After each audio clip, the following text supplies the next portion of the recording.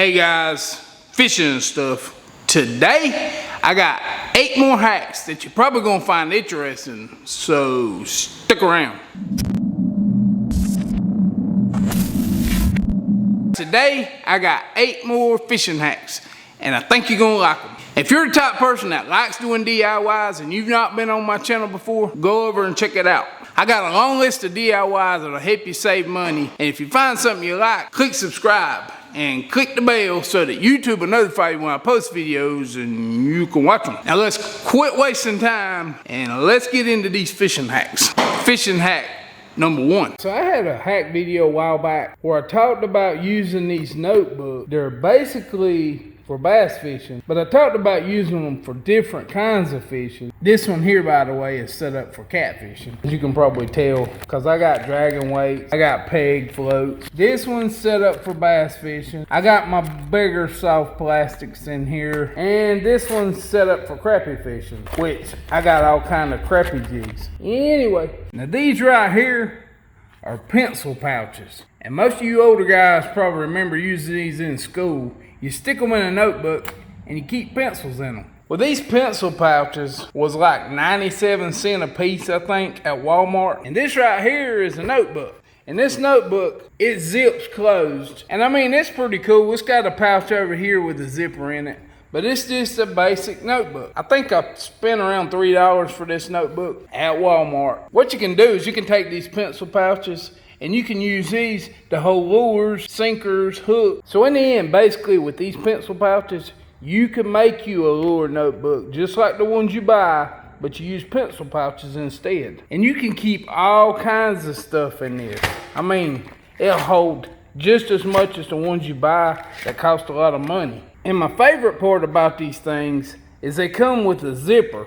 You can zip it shut. The thing I hate about the ones you buy is they got like these Ziploc bags, and you just can't make these things say shut half the time. They're aggravating. But buy you a notebook, buy you some pencil pouches, and make your own. I got this idea from a subscriber. His name's Michael Swires, and he left a picture on my Facebook page of it where he had made one after I did the last hack video. And it's a cool idea. So when you finish, this notebook right here was $29. This one was $19. This little one was $19. The one we just made, $8.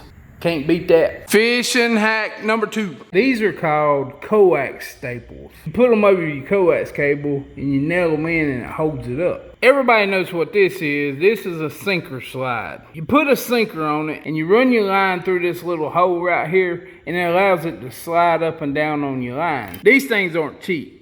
I mean, they get pretty expensive. On this hack here, we're gonna make some sinker slides out of coax cable staples. I got this hack from a subscriber off of my Facebook page, and his name was William McBride. I appreciate it, William. But I had to show you this hack because it's pretty simple and it's pretty cool. All I do is you find something to hold this coax staple with, and you take a small drill bit. I mean, it doesn't really matter what size it is. Just make sure it's thinner than your coax cable staple. I'm putting mine in a vise, and I'm just gonna drill a hole through it. But when you're done with it, you'll have a hole in the bottom that you drilled in it. Then just take your pair of pliers and pull this nail out. Get you a clip, put through the hole, and you got yourself a sinker slide. That right there is pretty cool, and it's cheap. Fishing hack number 3. I'm sure most of you guys have seen these glow sticks. And what they are, they're just little bitty glow sticks, and they're made to go on the tip of your rod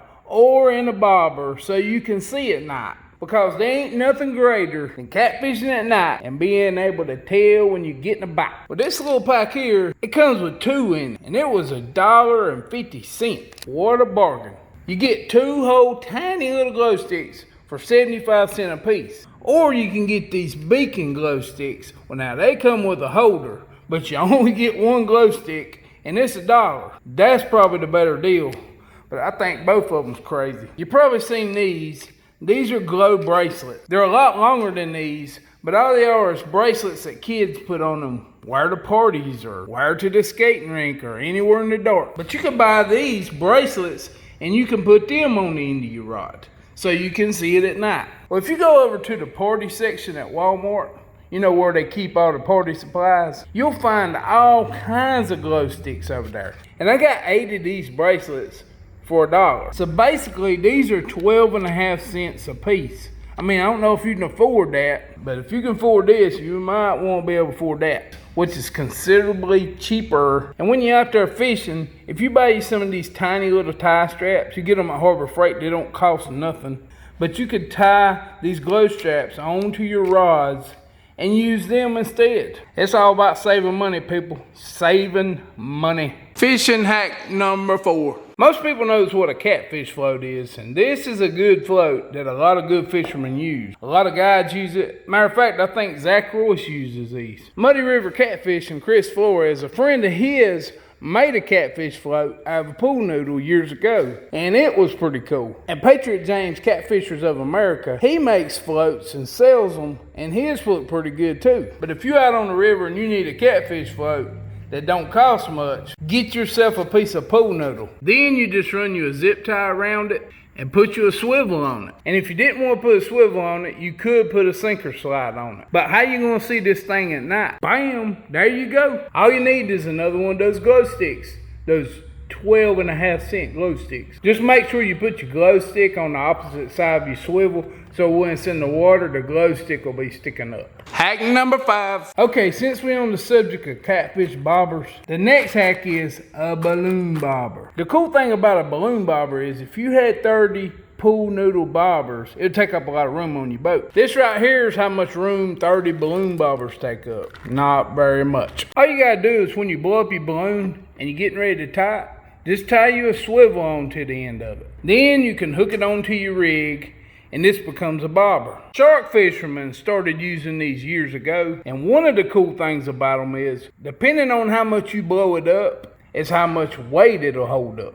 I mean, if you want to hold more weight, blow it up bigger. If you want to hold less weight, blow it up smaller. Another cool thing about a balloon bobber is if you want to see it at night, you can drop a couple of glow sticks in it. By the way, I got these glow sticks too, over in the party section at Walmart. That's a balloon with the glow sticks, and that's a balloon without the glow sticks. Fishing hack number 6. Actually, they even make a glow bouncy ball, just like a glow stick, but it's a ball. When you throw this ball against a hard surface it breaks something on the inside, and it makes it glow. Pretty dang cool, actually.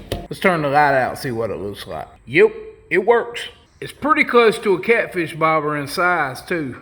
I'm gonna take one of these eyelets I got. This thing's pretty small. You see the stem right there where they fill it up with air? I'm gonna see if I can screw it into it and see what happens. It actually goes into it and it's not leaking air yet. So now that I got it almost all the way in, I'm gonna put some of this goop silicone on the threads so it'll seal it up as I finish putting it in there. Man, I only bought one of these things and I can't believe it actually worked. After I got my eyelet on, I stuck a little swivel on there so you could hook it onto your rig. And by the way, if you're interested in what kind of screw eyes I used, it was a number 212 by 15/16. Fishing hack number 7. Now I've had people comment asking how they can make a rod leash. And most people only use rod leashes on kayaks. I've seen several videos where they make rod leashes from weed eater line, and they work good. But me personally, I'd rather have one made out of paracord. I don't care if it cools up.